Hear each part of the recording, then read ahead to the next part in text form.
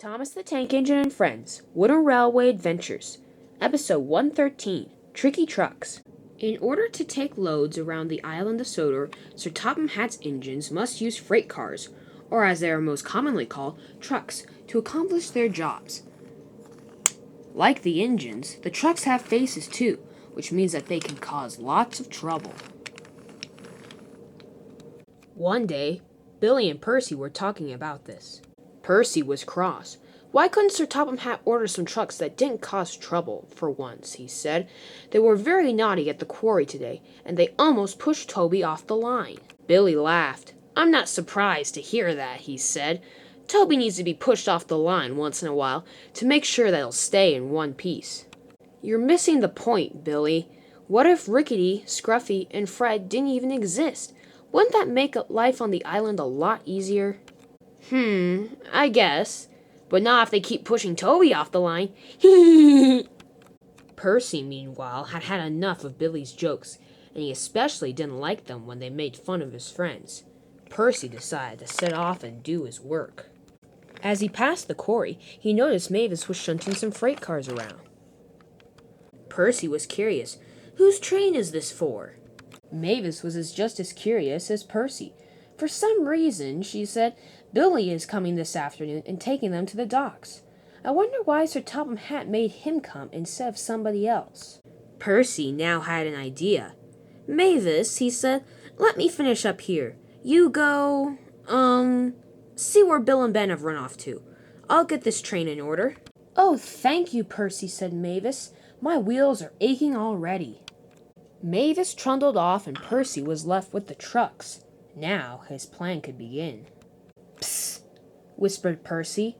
Trucks, could you do a favor for me? What's it to you? Said the first truck. Are you gonna ask us to bump you again? Said another. Yeah, that was fun, said a third one. Let's do it again. No, whispered Percy. He was very cross about being reminded of the time that he had asked the trucks to do that. But it is actually similar to that, he continued. I want you to bump Billy when he comes to take the train this afternoon. He's being very rude to Toby, and I think he should get paid out. The trucks were hesitant at first, but they soon agreed.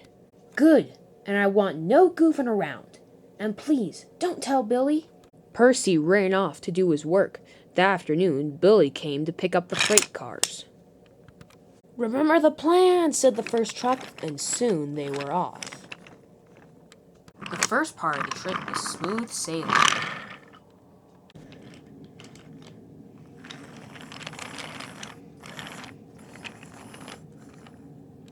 But when Billy didn't go up Gordon's Hill like he was supposed to, the trucks knew something was amiss. Oh no, cried one of the trucks.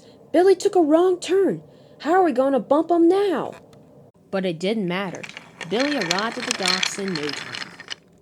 Don't worry, said the first truck. We're here, and that's all that matters. But when Billy was uncoupled from the train, the trucks knew something was wrong. He hasn't even put us into a siding yet. When Billy began shunting them toward the water, they knew something wasn't right.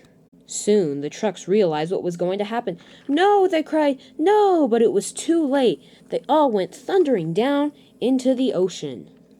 By the time it was all over, the trucks were sunk. Just then, Percy came around the bend. He was pulling some trucks as well. Well done, Billy, he said.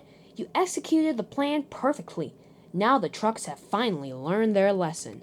But the two engines wouldn't get away that easily. On, yelled Scruffy, and the trucks pushed Percy down the line.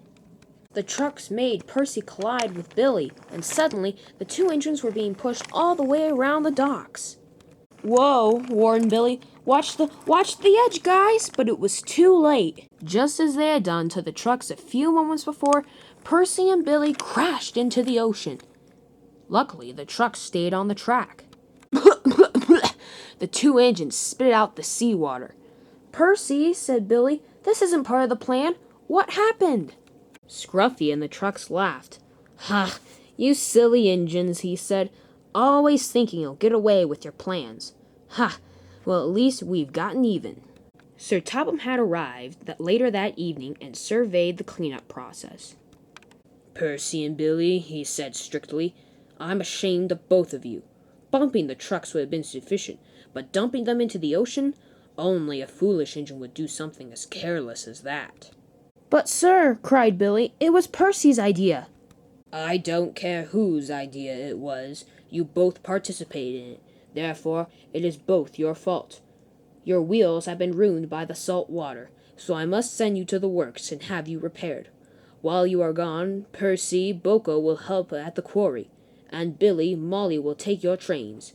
Do I make myself clear?" The two engines were so humbled that they could only nod in reply.